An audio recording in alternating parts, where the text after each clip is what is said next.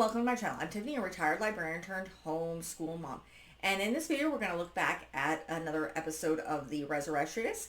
And this time we're talking about Sleeping Beauty. So, at first we talked about the original Grimm's fairy tale, which is not as gruesome as we'll figure out other things. So, king and queen are desperate for a child. A frog, while the queen is taking a bath, tells her you're going to have a baby. She has a beautiful daughter. He invites everybody, but he only has 12 gold plates, so he only invites the 12 wise women rather than the 13th. All of these women start giving gifts. Right before the 12th one, the 13th shows up, pissed off, curses her to die by pricking her finger on a spindle. The 12th one changes it to falling asleep for 100 years. Everything takes place on it's her 15th birthday, not her 16th, which I believe is what the Disney film does. Moving on. Parents go away for some reason on her 15th birthday. She goes wandering around, finds a woman spinning in an abandoned tower, pricks her finger on the spindle, falls asleep. And then her parents just having returned, everybody falls asleep and the entire castle is enveloped in thorns. A bunch of princes over the time try to enter. They can't. They end up dying and there's pieces of them everywhere. Right around 100 years, another prince comes, hears the story, shows up. It parts for him because it's been 100 years. He picks her, not knowing whether she's asleep or dead. Similar to Snow White, kissing dead people. She wakes up. Everybody wakes up. They live happily ever after. How this is explains the fact that they've been asleep for 100 years, but that's the basic story. Now, we go back to the tale that it might be based on, which is Sun, Moon, and Talia, which is a little bit creepier. So you have a nobleman, he has a daughter, her name is Talia. She's cursed to die by flax getting stuck under her nail, which happens. He sets her up and abandons the castle. A prince shows up, finds her beauty, sleeps with her, even though she's possibly a corpse. She gives birth to twins called Sun and Moon. Fairies take care of them. One of the babies sucks on their finger, brings out the flax. She wakes up slightly confused. How did I get children? Prince eventually remembers her, comes back, is happy to see, oh, you have children. Now I'm happy. Then goes back to his kingdom. His wife eventually figures out that something's going on, summons the secretary. Secretary confesses on pain of death. She eventually sends for the children, orders the cook to kill them and serve them to the king. And then she taunts him. And then eventually she sends for Talia because she's still jealous and she's going to throw Talia in this giant bonfire. Talia insists on taking off all her clothing, which the queen agrees to because she likes the clothing and she wants it. Talia screams every time she takes off a piece of clothing. King shows up. The queen taunts him, saying, you ate your own children. He has her thrown into the fire.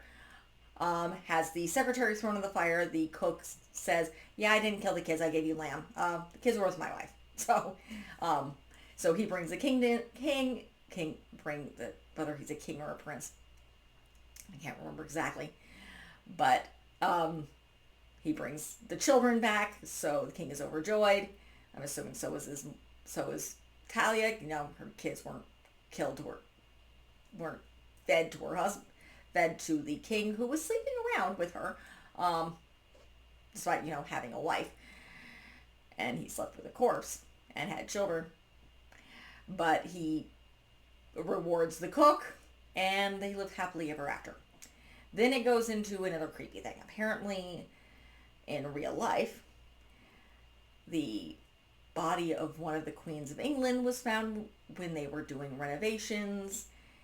Her body was preserved very well. She was put on display for 100 years. When they went to put her, finally, entomb her again, a lot of pieces were missing, from arm bones to teeth to the front of her skull to most of her ribs. It's very, very weird. They entomb her again. They don't know where the pieces are. They've never been able to find them. And then we go into the weird thing where, again, back in medieval Europe, women were considered easily corruptible. So when female corpses were seen not corruptible, they were turned into, often they were made saints by the Catholic Church and venerated. And there's still one on display. The medieval people were very, very weird, particularly when it comes to the relics and dead things. Because, there's various different pieces of saints and things wandering around, particularly hands and fingers and things, because people want pilgrimage sites. But again, apparently women were, if they were highly preserved, it was seen as they're uncorruptible. Often they were made female saints, and their bodies were put on display. Yeah, the medieval Catholic Church could be very, very weird. And then, of course, pilgrims went to them and people wanted money. There was a reason the Protestant Reformation happened besides the sacking of the monasteries. And King Henry VIII wanting an annulment.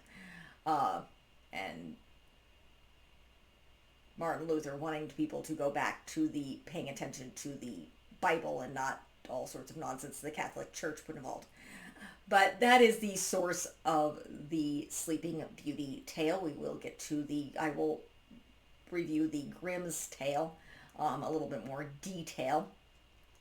And then we will get to the films. I just was not able to do that. It's also 11:10 at night. And as far as I know, my 6-year-old might still be awake.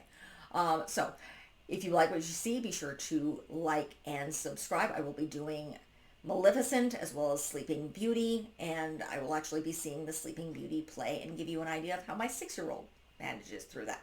So like and subscribe, leave a positive comment if you have one, and I will see you next time. Thank you.